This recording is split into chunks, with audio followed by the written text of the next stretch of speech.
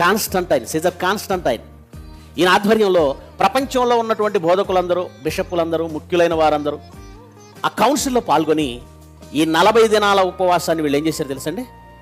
అధికారికంగా చేయాలి, అధికారికంగా ప్రకటించాలి. అంటే అంతకు ముందు లేని క్రైస్తవులు కూడా పాటించనిది 40 దినాల ఉపవాసం 330 సంవత్సరంలో వచ్చింది. ఈ 330 సంవత్సరం నుంచి ఇప్పటి వరకు అది చాలా సంఘాలు పాటిస్తూ వస్తున్నాయి. అందులో క్రీస్తు శకం 601లో సెయింట్ గ్రెగరీ ద గ్రేట్ 46 రోజులు చేశాడట. ఎందుకంటే ఈ 40 దినాలలో ఆదివారాలు తీసేసి, ఆదివారాల లెక్క కాదు, ఆదివారాలు తీసేయాలి అని 40 దినాలను కాస్త ఏం చేశారు? 46. దేంతో ప్రారంభం అవుతుంది ఈ ఉపవాస దినాలు? దేంతో ప్రారంభం అవుతాయట? భస్మ బుధవారం, అంటే బూడిద బుధవారం. దీంతో ప్రారంభమై దేంతో ముగుస్తుందట? ఈస్టర్తో ముగుస్తుంది. ఆ ఈస్టర్కు ముందు వచ్చే శుక్రవారం గుడ్ ఫ్రైడే, శుభ శుక్రవారం. దానికి ముందు వచ్చే ఆదివారం మట్టలాదివారం, గుడ్ ఫ్రైడే, ఈస్టర్. 3 సెట్ చేశారు. వీటి నుంచి, ఈస్టర్ నుంచి వెనక్కి లెక్క గడితే 40 దినాలు లెక్క కట్టుకొని ఉపవాసాలు చేయాలి. పిల్లరా, ఇది చరిత్రలో మనం చూసింది. ఇకపోతే ఈ 40 దినాల ఉపవాసం అనేది రాకముందు కొన్ని సంఘాలు బాప్తిజమానికి ముందు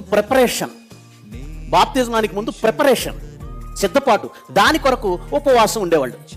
బాప్తిజం తీసుకోవడానికి, తను క్రీస్తులోనికి రావడానికి తనకు తాను సిద్ధపాటు చేసుకోవాలి అనే ఉద్దేశంతో 2 దినాలు, 3 దినాలు, 5 దినాలు, 6 దినాల వరకు ఉపవాసం ఉండి ప్రార్థనలు చేసేవాళ్ళు. Very good. ఇది చరిత్రలో మనకు కనబడుతుంది. దీనినే నేటి క్రైస్తవ సంఘాలు పాటిస్తూ వచ్చాయి, ఇప్పటికీ పాటిస్తున్నాయి, చాలా శ్రద్ధగా పాటిస్తున్నారు. అయితే ముందు మనం మాట్లాడుకున్నట్టుగా ఏదైనా వాక్యానుసారమే ఉండాలి. ఎందుకంటే ఈ సెయింట్ గ్రెగరీ ద గ్రేట్ కానీ, ఈ అథనేషియస్ అనేటువంటి వ్యక్తి కానీ, ఈ సెయింట్ అగస్టిన్ అనేటువంటి వ్యక్తి కానీ, లేదంటే పోప్ లియో I రోమ్ సంఘానికి అధికారికంగా బోధించిన వాడు ఎవరంటే పోప్ లియో I రోమ్ సంఘానికి ఇది అధికారం చేశాడు. వీళ్ళందరూ మనుషులే, వీళ్ళ కంటే గొప్ప వాళ్ళు ఉన్నారంటే ఉన్నారు.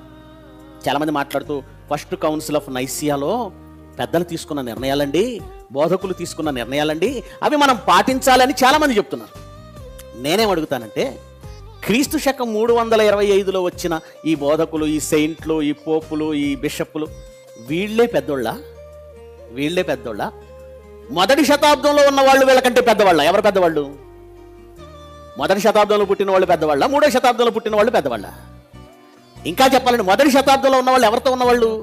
స్వయంగా యేసుక్రీస్తుతో ఉన్నవాళ్ళు, ఆయనతో సహవాసం చేసిన వాళ్ళు, ఆయన బోధ విన్నవాళ్ళు. మరి వీళ్ళెవరు?